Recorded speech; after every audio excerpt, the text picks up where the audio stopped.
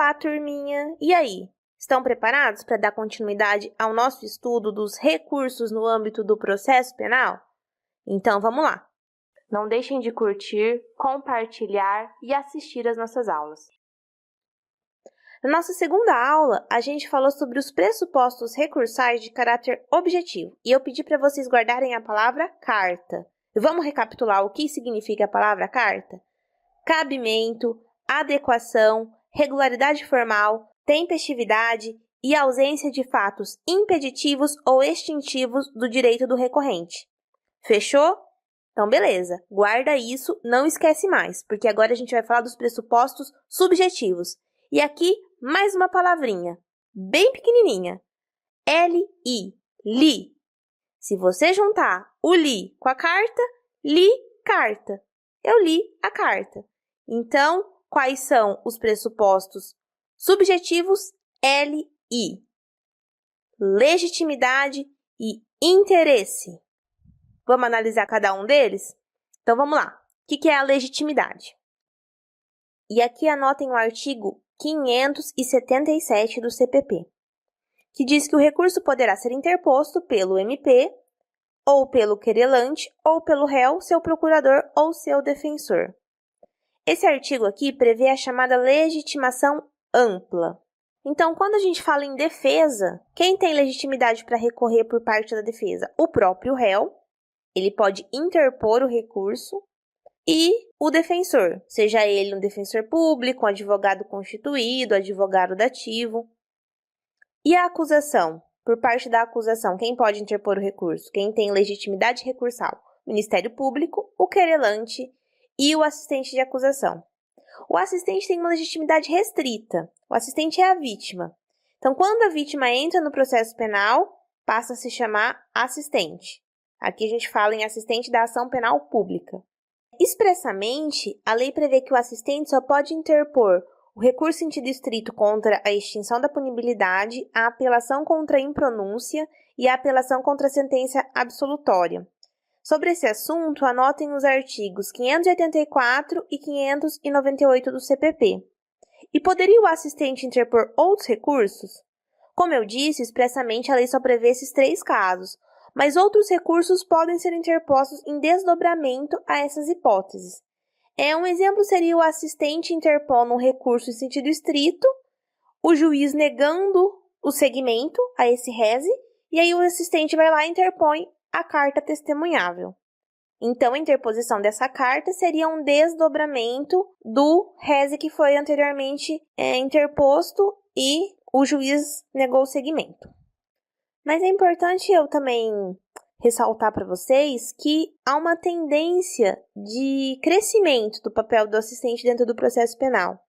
Então, a gente já encontra decisões em que o assistente recorre contra a decisão de pronúncia objetivando a inclusão de uma qualificadora, ou o recurso do assistente contra a sentença condenatória objetivando o agravamento da pena.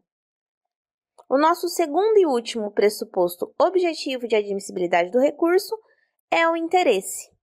E o que é o interesse? É um requisito analisado a partir da sucumbência.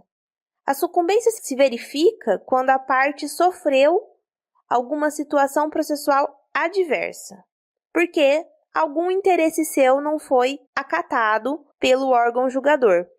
E essa sucumbência pode ser total ou parcial. A total se verifica quando o pedido foi totalmente indeferido.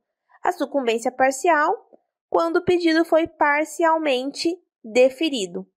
E essa sucumbência também pode ser simples, quando atinge só uma parte, ou múltipla, quando atinge mais de uma parte. Essa sucumbência múltipla pode ser paralela, quando as pessoas que sucumbiram estão no mesmo polo, exemplo, os 2 réus foram condenados, ou recíproca, quando as partes que sucumbiram estão em polos opostos.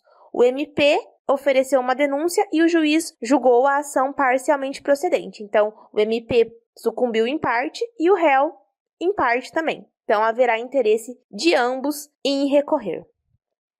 E aqui eu vou fazer uma observação muito importante, cai bastante em provas da OAB, em provas de concurso, que é a possibilidade de a defesa, o réu, recorrer de uma sentença absolutória. E isso é possível. Há interesse em duas hipóteses. Se essa sentença for uma sentença absolutória imprópria, que é aquela sentença aplicada ao inimputável do artigo 26 do Código Penal, estão lembrados? Quando submete o réu à medida de segurança. Então, aqui há um interesse recursal da defesa, sim, porque é uma sentença absolutória imprópria. Absolve, mas aplica a medida de segurança. Então, é um caso claro. Acredito que aqui não haja dúvidas em relação a isso, porque é evidente que o réu está sofrendo um prejuízo, porque vai ser submetido à medida de segurança. E a outra hipótese é o interesse do réu, da defesa, em recorrer de uma sentença absolutória própria. E isso existe sim. Existe porque a defesa tem interesse em apelar da sentença absolutória, visando a modificação dos seus fundamentos, pois através dessa modificação poderá conseguir algo mais vantajoso ao réu. Um exemplo é a mudança do fundamento para que aquela decisão faça coisa julgada no juízo cível, impedindo, por exemplo, uma ação de reparação de danos. O artigo 386, que trata das hipóteses de absolvição, apenas em algum dos incisos fazem coisa julgada no juízo cível. Um exemplo é excludente de licitude. E aí sim vai impedir a ação de reparação de danos. Então, por exemplo, uma absolvição por falta de provas não necessariamente vai impedir o ajuizamento de uma ação cível. Por outro lado, uma ação dizendo que o fato foi acobertado por uma causa excludente de ilicitude ou injuridicidade já vai fazer com que o réu não se submeta a uma condenação por reparação de danos, por exemplo. A extinção da punibilidade, quando ocorre, quando se verifica se o juiz declara extinta a punibilidade do réu, ainda assim a defesa tem interesse na apreciação do mérito do seu recurso? E aqui a resposta é negativa, porque a extinção da punibilidade é uma matéria de ordem pública. A matéria de ordem pública precede a análise do mérito. Então, se a punibilidade do réu for declarada extinta, então ele será considerado inocente para todos os efeitos. O mesmo raciocínio se aplica se durante o recurso sobrevém a causa extintiva da punibilidade. Então, diante de uma situação como essa, não será necessário, não haverá interesse em se analisar o mérito do recurso, porque simplesmente será declarada a extinção da punibilidade e o réu será considerado inocente. O nosso último tema de hoje será sobre o interesse recursal do MP e o interesse do assistente. O MP tem interesse em recorrer em favor do réu? Sim, a resposta é positiva. Por quê? Porque o Ministério Público ele tem interesse numa decisão justa e correta, e não apenas em uma condenação. Então, o próprio promotor pode pedir, em fase de alegação final, a absolvição, se ele entender que não há provas para condenação, se não foi o réu o autor do delito, se ele entender que é uma das hipóteses elencadas na lei como hipótese para que seja proferida uma sentença absolutória. E o interesse do assistente? Predomina o entendimento de que o assistente de acusação tem interesse em apelar da sentença condenatória buscando o aumento de pena. A vítima, quando entra no processo como assistente, tem a finalidade de assegurar o seu interesse na reparação dos danos.